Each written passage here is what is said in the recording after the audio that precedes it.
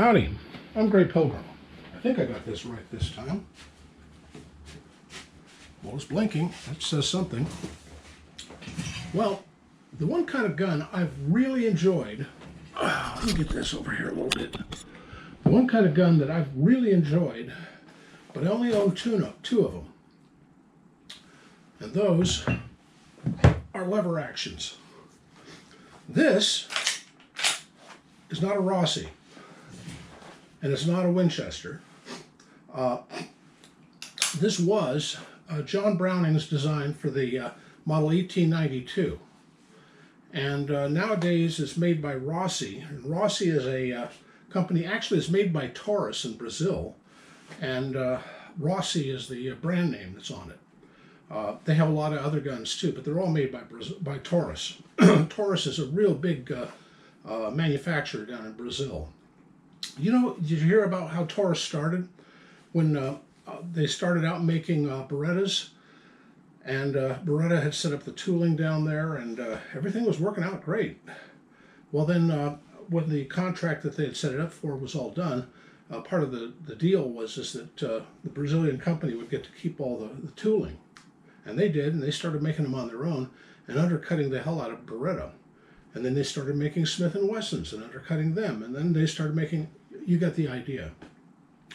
Well, long before all of that stuff, there was another company that was making these.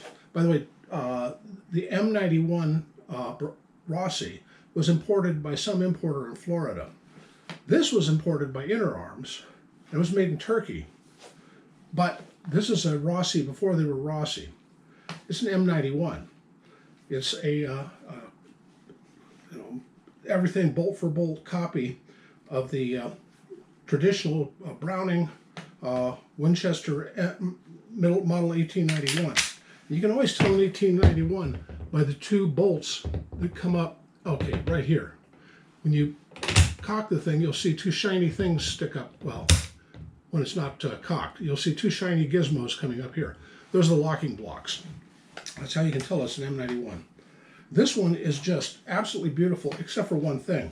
Because of the vintage of this thing, you can't put the big saddle ring lever on this thing, which means there none of that fancy cocking stuff that John Wayne did, or A.R. American still does. He's damn good at it. I'm too old, and I like my own hide too much to risk shooting anybody with this, or me. By the way, this one's in 44 Magnum / 44 Special, which makes it, it has a little more oomph than the usual 357 ones.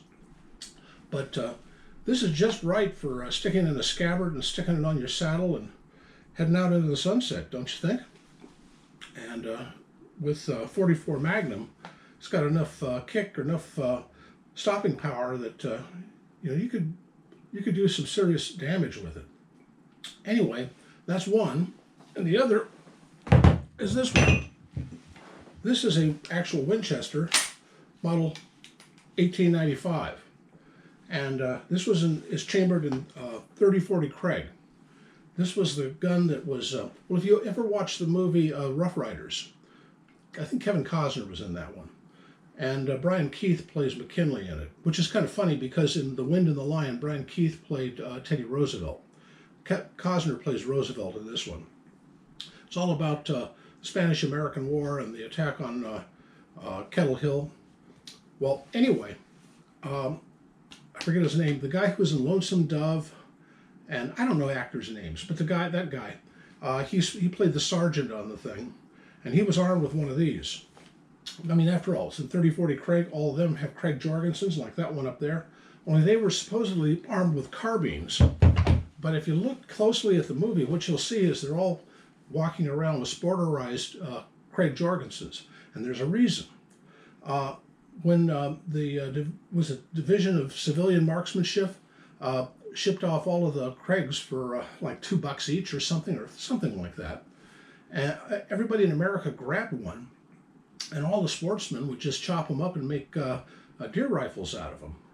And so they chop off the forend, they chop down the barrel, they make it short and sweet and something that you could haul all day through the forest to go look for a deer. And so there's a whole lot of those on the market today. That is not a chopped one. That is as it came from the factory, and it has everything on it that it should have had during the Spanish-American War. My great-grandfather brought that one back. It sort of kind of followed him home. I never asked. Well, I never met him. He died in 1928, I think. Yeah, about 28. I got a picture of him, but not with that gun. I got a picture of him holding up a baby in a scale. The baby happens to be my father, and he died about 12 years ago in his 80s. Anyway, but that's a family heirloom, and that's going nowhere except to my son. Anyway, I love lever action guns. I wish I had 2 or 3 more. What I really would like is one of these as a hog's leg. That would be awesome. Say, I don't know, maybe 45 Colt, 40 Smith & Wesson, something, no, 4440 or 45 long Colt as a hog's leg. That would be awesome. But until I find that, I need to find a scabbard so I can put it on a saddle and ride off into the sunset, you know? I love this little gun. Anyway, that's what I'm up to today. Happy trails.